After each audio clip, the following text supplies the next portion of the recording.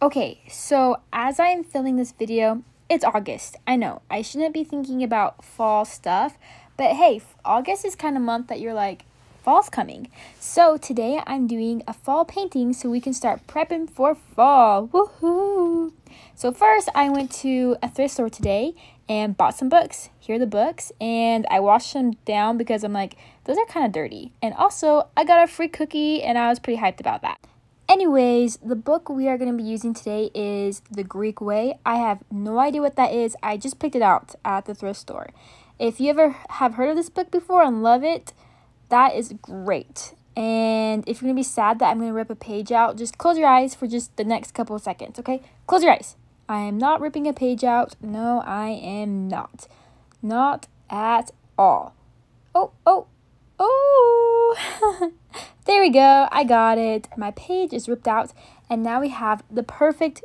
Oh, fast motion. We're going fast. Yeah, I wanted to... Yeah. Okay, now that we have our page all ripped up, we can just draw a little circle around and around. And sometimes I need to clean up the edges because I make wonky circles. Now let's paint. Okay, fun little trick. If you take green and add a little bit of red, it'll make it more of like a muted, you know, mysterious darker green. And that's the green I was going for. And so then I just plopped it on my paper. And when I work with watercolors, I like to start with a very light base. So here you can see I am just going over with little leafy patterns to, I don't know what the word is, floral, stems, greenery up close presentation of a light base that's basically going to be covered up in the end, but you got to start somewhere. So why not start with the light leafies? And here's a fast motion because I low-key get bored if it's all slow. So enjoy. And slow. Okay, it's okay. Just be bored for a split second. We're just gonna endure this out. Now you can change your first base to different colors. So right now I'm adding some purple leaves, which is kind of exciting. So just keep painting, and just kind of throw them wherever you want. And one trick I learned is if you take a little bit darker and just go over the base, like I'm doing right there, it just adds some 3D dimension to a painting. Okay, one thing about me is flowers are one of my favorite things to paint. So you bet we're adding some flowers to this wreath right now. So I'm adding some orange because again, this is like a fall-based theme. So just bear with me as I paint some orange flowers. And for these ones, you just start like with that base again, and then you can go back and add color like to the center. Oh, look, I'm adding some red ones too because I feel like orange and red, such fall colors. And update on the cookie. Back to the painting. Okay, it looks like I jumped a lot there.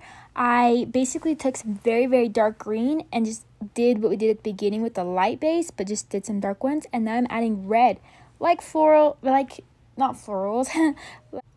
Anyways, just start dotting away and adding paint where you want to add paint, and don't add paint where you don't want to add paint, and just have fun with it.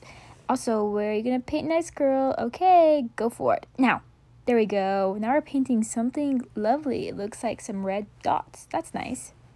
Okay, just keep dotting, and dotting your paper. It'll be so fun. Also, what I'm painting right here, I think is so ugly, but sometimes you need to add texture, guys. Because just watch. I just like take this paintbrush and I'm just like blob, blob, blob, blob, blob. A couple more blobs, and I'm like, wow, beautiful.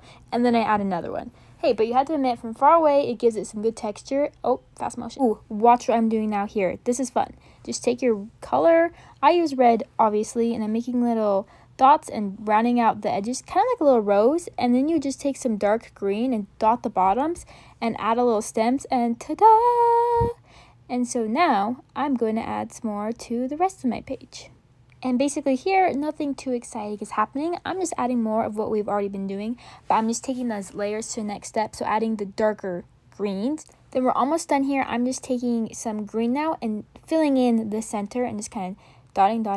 And I'm going to dot with some little bit of red too to kind of just bring the whole piece together as one. Also, side note, this is what you guys are seeing. This is what I'm seeing. And here you have a paper with paint on it. Woohoo! The end.